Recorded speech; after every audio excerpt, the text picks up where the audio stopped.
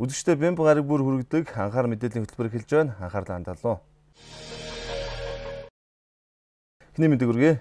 Амралт зугаалгын удирдал ирсэн энэ үед ахуйн хулгай болон автомашины эд ангийн хулгай хэрэг гарах явдал ихссэн байна. Учир нь иргэд лагер цуслан хөдөө орон нутгаар амралт чөлөө цагаа өнгөрүүлдэг бөгөөд гэр орноо удаан хугацаагаар эзэнгүй орхитгоос болж хулгайн алдлахад өртөх нь элбэг байдаг байна. Мөн энэ 7 хоногийн хувьд бороо орсноос болж иргэд үер усны аюулд өртөх, усанд эндэж ослох явдал ихссэн байна. Цагдаагийн ерөнхий газраас авсан мэдээлэлээр энэ 7 хоногт хулгайн гэмт хэргийн гаралт ихссэн байна. Амралт зугаалгын цаг ирсэнтэй холбогдуулан иргэд хөдөө орон нутагт очиж амралт зугаалах, лагер цуслан салхинд гарахдаа гэр орноо эзэнгүй орхих, мөн ил задгай талбайд автомашин хараа анилтгүй тавьснаар автомашиныхаа эд зүйлийг алдсан хэрэг ихээр гарчээ. Цагдаагийн ерөнхий газрын хувьд хулгайн гаралтыг багасгах үүднээс улсын хэмжээнд хулгай нэртэй 45 аяны зохион байгуулж байгаа. Энэ аян 5 дугаар сарын 23-наас эхэлсэн бөгөөд цагдаагийн байгууллагаас ард иргэдэд хулгайн гэмт хэрэгээс урьдчилан сэргийлэх талаар мэдээлэл өгч тээврийн хэрэгсэлтэй хүмүүс дараах материал гаргаж байгаа байна. Иргэд ахуйн хулгайд өртөхөөс гадна өөрийн автомашинаас эд зүйлээ хулгайд алдах хэрэг ихссэн байна. Тухайлбал Баянгол дүүргийн 11-р хороо эхнэлсэн эдэм шинжилгээний төвийн ойролцоо Suzuki Piravite маркийн автомашины жолооч өөрийн автомашинаас бүгд найрамд хятад улсад үйлдвэрлэгдсэн 30 ширхэг цүнх 10 ширхэг хүүхдийн харьцан гутлаа хулгайд алдсан хэрэг гарсан байна.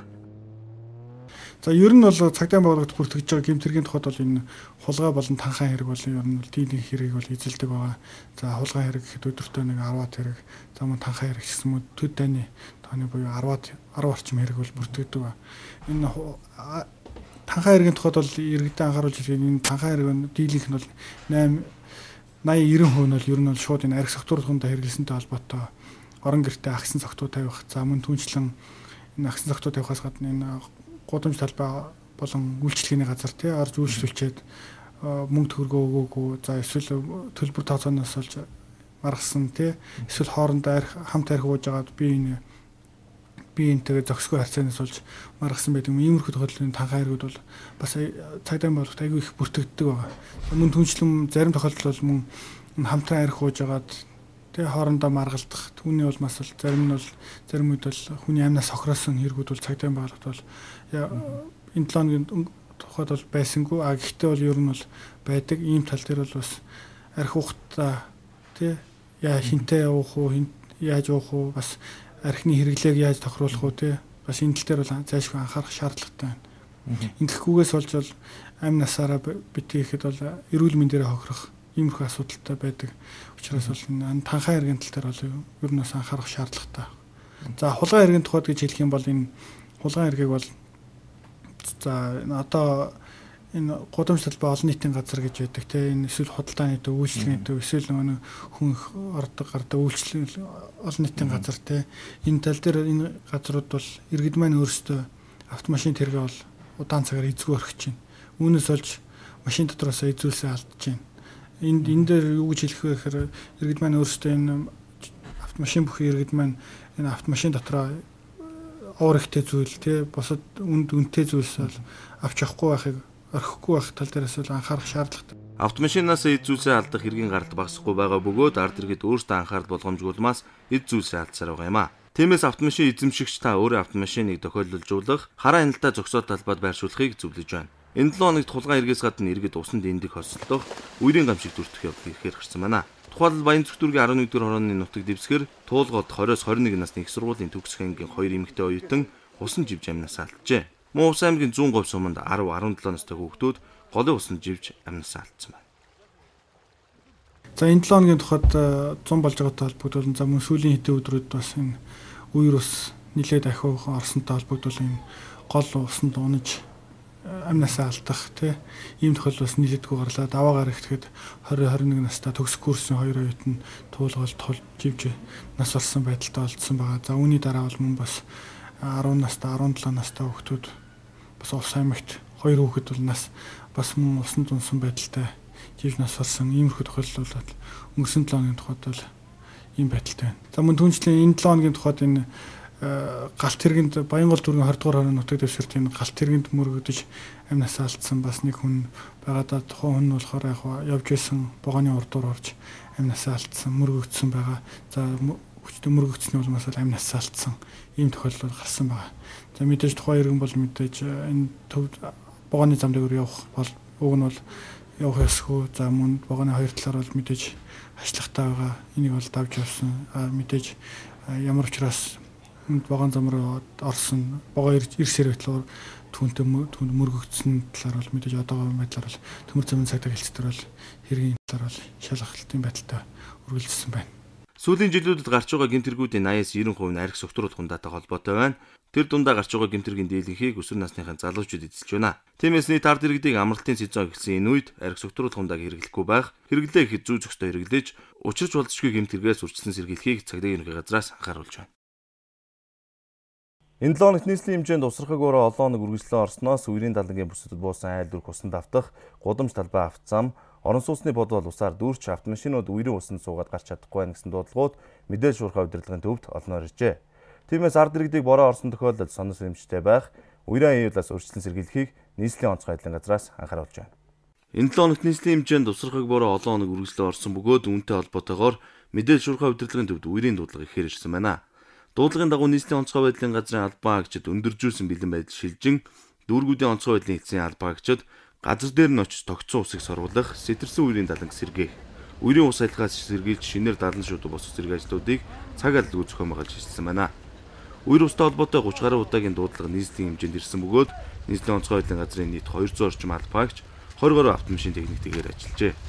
Нийслэлийн нутаг дэвсгэрт үерийн аюултай бүсэд суурьсан айл өрхийн тоо энэ сарын байдлаар 2889 айл байгаа гэж гарчээ. Эдгээрээс хамгийн их буюу 803 өрх айл нь Баянзүрх дүүрэгт, 669 айл нь Сонгой хайрхан дүүрэгт, 462 айл өрх Чингэлтэй дүүрэгт суурьждаг байна. Энэ 7 хоногт орсон усрахаг борооноос үүдсэн үерийн үеэр хамгийн их ачаалттай ажилласан Баянзүрх дүүргийн онцгой байдлын хэлц байлаа.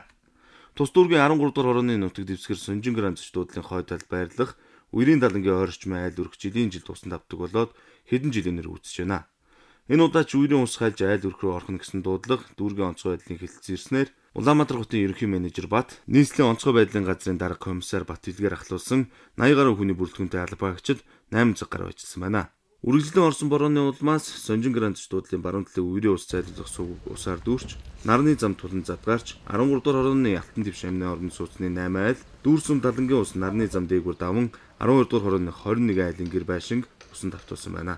Үерийн усанд олон айл автагдахаас өрчлөн сэргийлэн, нарны замын урдлын хэсгээр шороо болгон, далан босгож хамгаалтын хальсан усны урсгалыг нэг голдролд оруулан урагш урсган ажиллав. Энэ үеэр Баянзүрх дүүргийн төгчид үйлчлэгийн компани ачааны 10 автомашин, 3 ковш, 40 тонны автомашин нэгдэ ажил нийтдээ 6 удаагийн рейсийн 200 м газар шороо асгаж үерийн даланг босгосон байна. Харин 5 гарагт Баянзүрх дүүргийн 10 дугаар хорооны Б хэсгийн 15 айл усанд авсан байсан тул дүүргийн онцгой байдлын албан хаагчид трактороор хашааны хажуугийн шороог ухуулан сэтэлж тогтсон усыг урсгасан байна. Мөн 18 дугаар хорооны 84-р сургуулийн урд талын авт зам дээр 100 м орчим урт 50 см гүнтэй ус тогтож автомашинууд усанд цуусныг гаргасан байна. Дүүргийн хэмжээнд үүсгэн нөхцөл байдалтай холбогдуулан үерийн аюулын үед бэлтгэл бэлэн байдлыг хангах үүднээс Баянзүрх дүүргийн 1444, 53, 55 шавь зөвцөлбөр сургуулиудын хурлын танхим спорт заалуудыг чөлөөж иргэдийг нүүлгэн шилжүүлэх бэлтгэлийг үргэлжлэн хангаж ажиллав. Харин бусад дүүргийн хувьд Сонгон хайрхан дүүрэгт эргүүлэх хяналтын ажлыг тогтмол зохион байгуулж нөхцөл байдалтай танилцсан байна. Баянгол дүүргийн тухайд 2 дугаар хорооны нутаг дэвсгэрт үерийн хамгаалтын зүүн уулын сүгийг дамнуулан барьсан Eco Construction хувьцаат компани Хаан Суудлах хотны төмөр хашааг буулгуулан ус нэвтрүүлэх боломжийг нэмэгдүүлжээ. Ус цагуурын хүрээлэнгээс ирүүлсэн мэдээлэлээр цаашид нийслэлийн хэмжээнд 24-ний өдрөөс эхлэн дууцахтгантай төр зүрийн бор орох төлөвтэй байгаа тул үер усны аюулаас өрчлөн сэргийлж, үерийн аман дээр буусан айлууд нүүж аюулгүй газарт байрлах, дууцахтгантай борооны үеэр бага насны хүүхэд хэвтрээ өвчтөн өөрөө явах чадваргүй хүмүүсийг харгалзах хүнтэй байлгах, гол мөрний усны төвшин дээшсэн энэ үед гол нуурын эрэг хавар буудлахгүй байх, мөн малаа усанд оруулахгүй байхыг нийслэлийн онцгой байдлын газраас анхааруулж байна. Анхаарал мэдээллийн хөтөлбөр үргэлжилж байна. Та бүхэн дараагийн мэдээг хүргье. Бид замын цагдаагийн газрын мэдээлэл шуурхай албатай хамтран энэ 7 хоногийн пүрэв гарагт шөнийн дуудлаганд гарсан юм а. Мэдээлэл шуурхай албанд ирж байгаа дуудлагын дийлэнх нь арх согтруулах хундаа хэрэглэснээс ословоор гаргасан дуудлага байсан юм. Сүүлийн жилүүдэд автомашины тоо өдрөөс өдөр нэмэгцээр байгаа бөгөөд нийслэлийн хэмжээнд өдөрт дунджаар замын хөдөлгөөнд 100-аас 120 мянган тээвэр хэрэгсэл хөдөлгөөнд оролцдог гэсэн судалгаа байдаг. Ялангуяа зам засрын ажил эд явагдаж байгаа энэ үед ажлын өдрүүд гэлтгүй амралтын өдрүүдэд ч тэр замын ачаал ихтэй байна. Үүнээс бол жолооч нар бухимдаж урсгал зөрөх, явган хүний замаар тээврийн хэрэгслээр явах, игнэ байр буруу эзлэх зэргээс шалтгаалan замын хөдөлгөөнд зохиомжтой төвчрэл бий болсоор байна. Энэ 7 хоногийн хувьд бид замын цагдаагийн газрын мэдээлэл шуурхай албатай хамтран шөнийн дуудлаганд гарсан юм. Бидний эхний очсон дуудлага явган зорчигч машин мөрөглөө гэсэн дуудлага байсан юм.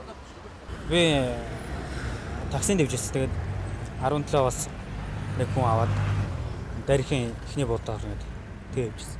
Тэгээд 100 байлталаас явж одоо энэ цаатлын хоёрыг нэ Улаангэрл насцсан наатлыг нэ хоошоо явж бишэрсэн сумтай гэрэл хасан гэсэн.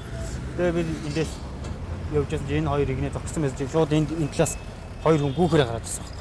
Гүүгээд тэгээд зөв тийшээгээ дараад энэ буруу талаараа жоохон буруу талаараа шүргээ тэгээд өнгөрсөн. Чиний хувьд хэдэн километр цагаар урдаа явжсэн. Одоо энэ бол явган үний гарцаа шүү дээ, тий? Харин тэгээд би нэг 40 милтэй л явсан. Юм уу. Ер нь яг үдшигдэх орчин хэрээс өөрөө өдөс ирж байгаа тэргийн одоо гэлбанд орсон уу яасан? Гэлбанд өөдөөс ирсэн тэрний гэлбанд л орог үзэгдэх орчин гэх юм бол энэ хоёрыг нэ машин зогссон байсан болохоор нөгөө явган цаанаас ирж байгаа нь харагдахгүй байсан. Би ажиллаа тараа яг энэ гарцаар гарч явж байсан чинь яг машинууд гарцаар гарсан зогссон байхгүй. Тэгэл яг ингээд зам гарах гэсэн чинь аж хөдлөөс мөргөл нэг мэдсэн чинь газар унтсан байсан. Тийм үү. Энэ одоогийн байдлаар би юм байл хэрэг. Мэдгүй одоохондоо нэг сайн мэдгүй. Гэхдээ толгой хоёр дотор муугар гэж. Жолоочийн хувьд хэлэхдээ бол ерөөсөө гүүгээл гараад ирсэн гэж байна. Тийм цаанаас цаатлын машинууд зогссон болохоор нь хурдлах гад наажаа гүйсэн байхгүй. Ер нь урд нь ийм зам тээврийн ослоор маорч мөнгөмдөрчихсэн үү? Юм яг одоо ард иргэдтэй яг өөрийнхөө зүгээс анхаарал өгөхгүй. Гацаар артаа болгоомжтой хоёр тийш харж яваа. Зам зэгдийн газрын мэдээлэл шуурга албанд ирж байгаа дуудлагын дийлэнх нь арх согтруулахундаа хэрэглэсэн жолооч нар тээврийг хэрэгсэлж жолоодсон эсвэл ослоовоор гаргасан дуудлага байдаг байна. Энэ өдөр Баян зүрхийн төвчөө туулын гүрэнгөрөөд автомашин онголцсон байна гэсэн дуудлага ирсэн юм а. Ослын газар очиход Mitsubishi Galant маркийн автомашин жалга руу онголдож хөмөрсөн байлаа. Тус машинд 26-аас 27 насны хоёр эмэгтэй байсан бөгөөд хоёулаа согтруулахундаа хэтрүүл хэрэглэсэн байсан юм. Жолооч зорчигчийн биеийн байдлаар нэр. За жолооч бол биеийн байдал нь юу бай даралт энэ төр нь буусан бахаар нь даралт хэсэг тариа хийсэн. Зүр сүтсний үйл ажиллагааг дэмжсэн байна. Тэгээд яаралтай согтруулахундаа хэрэглэсэн. Согтруулахундаа хэрэглэсэн байна. Тий. Тэгээд согтруулахундаага багасгахыг гэж хэлмээрээ согтруулахундаа хэрэглэсэн үедээ машин жолоодмооргүй байна. Харин сансныг болох арай гайгүй байна. За яг одоо Улаанбаатарт 11 цаг 20 минут болж байна. Бид нэр яг Баян зүрх дүүргийн 10 дугаараа 11 дугаар тий. 11 дугаар туулын гүр дөнгөж өнгөрөөд хот руу явах чиглэлдээ нэг юм зам тээврийн осол гарсан байна. За энэ дээр одоогоор марк нь Mitsubishi гэж байна. 7564 UBS маркийн автомашин. За мэдээ жолооч нөө согтруулахундаа зүйл хэрэглэсэн байна. За энэ дээр бас мөн жолооч нартай бас нэрүүд архитай холбоотой бас зам тээврийн осол гарсан байна. За энэ машин маань хоёр эмэгтэй жолооч байсан гэж байна. Хоёр хүнтэй. Тэгээд хот орох гээд ийш явж байхдаа баримжаа алдаад мэдээ зам гэрэлтүүлэггүй. Үзэгт орчин хангалтгүй хангахгүй байсан учраас замаас гараад дөрвөн замын ашлаг ташаарын дайрсан байна. Тэгээд ийшээ ингээд доогоор 10-20 м газар ингээд онголтоо шидэгдсэн байна. Жолооч нэг сая 403 ирээд аваалаа. Тэгээд тийм учраас бас л мөн жолооч нартай согтруулахундаа зүйл амссан л бол та нар жолооны ард бүү суугаач ээ. Иймэрхүү эмгэнэлтэй эд мөнгөөрөө ч эсвэл эрүүл мэндийн дээрээ цогсон зам дээр хэрэгүүд бол маш их гарч байна. Жолооч нартай дахин тэгээд арх ус үедээ жолооны ард бүү суугаач ээ. Өрн дулааны үйлрэл жолооч нар хөдөө орон нутгийн замд гарах, мөн цуслан лагерийн чиглэлийн замын хөдөлгөөр нэмэгдэгэ. Ялангуяа ажил эхлэх мөн тарах цагаар цуслангийн замын хөдөлгөөний ачаал ихээр нэмэгдэг өгөөд энэ үед хөдөлгөөнд оролцож байгаа жолооч нарыг дүрмээ биелүүлэхийг анхааруулж байна. Ялангуяа шөнө оройн цагаар гэрлээ шийдвэрлээгүй улмаас ослоовоор ихээр гардаг учраас хөдөлгөөндөө соёлтой оролцохыг замын зэгдийн газраас анхааруулж байна. Үдшний анхаар мэдээллийн хөтөлбөр үргэлжлэж байна. Өнөөдөр 2011 оны 6 дугаар сарын 22-ны өдөр байгаа. Тэгэхээр бид яг одоо Баян зүрх дүүргийн 12-13 дугаар хорон дээр ирээд байна. 2-3 хоног устдаа бороо орлоо. Баян зүрх дүүргийн одоо нутаг дэвсгэрийн хувьд бол ерөнхийдөө бас үер усны аюул бас нэлээдгүй болдог газар. Яг одоо энэ бороо одоо энэ үерийн юм дээр тухайн хорон дээр яг хэрхэн яаж ажиллаж байгаа вэ? За энэ хорооны хувьд болохоор яг үерийн тийм зориултын 70 сувг байхгүй. За тэгээ энэ тав хүн харж байгаа энэ баригдсан 70 сувг маань шороогоор одоо зориултын бус 70. Тэгээ энэ 70 нь бол нэлийн аюултай. Одоо үер усны